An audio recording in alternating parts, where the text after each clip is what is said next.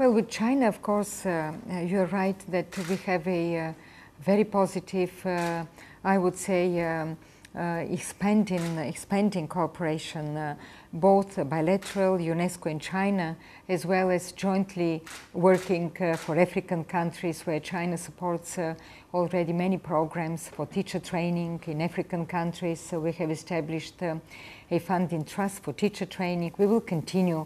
I have the reassurances also of the Chinese government.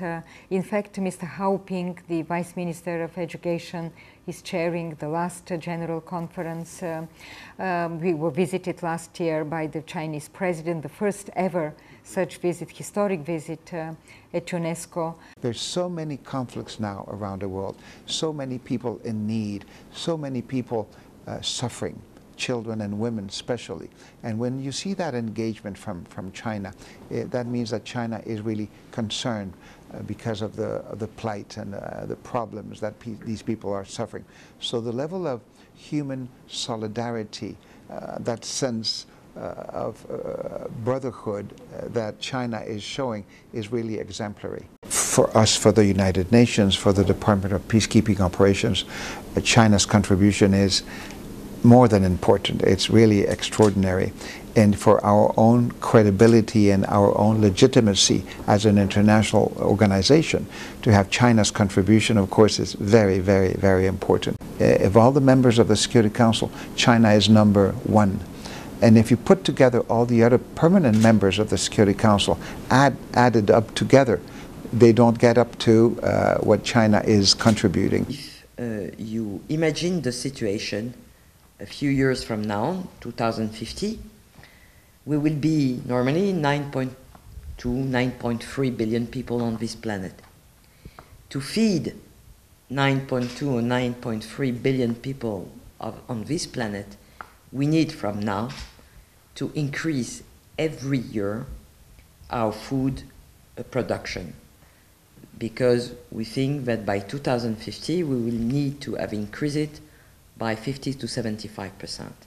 To do that, we need to put in agriculture 4 million hectares every year of new land. For example, towards China, is to develop more and more agroforestry system, because there are systems which are using less pesticide, which are growing better food, and which are also systems by which you employ a lot of people. I can only be satisfied with this very active engagement. I'm very happy because it gives substance to our cooperation. It goes into the heart of our mandate of promoting quality education and social inclusion, which is so important. And of course, the other part, which is a protection of heritage, protection of biodiversity, and working with the countries that are very much in need. I'm talking, of course, about African countries, but we are expanding our cooperation also in some countries like the Small Island Development States, or Nepal, and some others. So it's a very fruitful cooperation, and I would like to thank China for this great support for UNESCO. China's contribution and sacrifice during the Second World War is very much recognized and appreciated for all such sufferings and sympathized by the world people. The whole world is now commemorating the 70th anniversary of ending of the Second World War. Very tragic, most tragic war in the history of human being.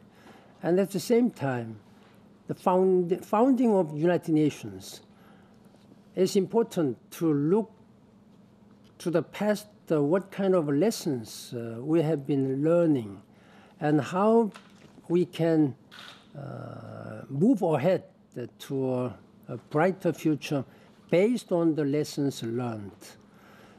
That is the main purpose I'm going to China at the invitation of President Xi Jinping.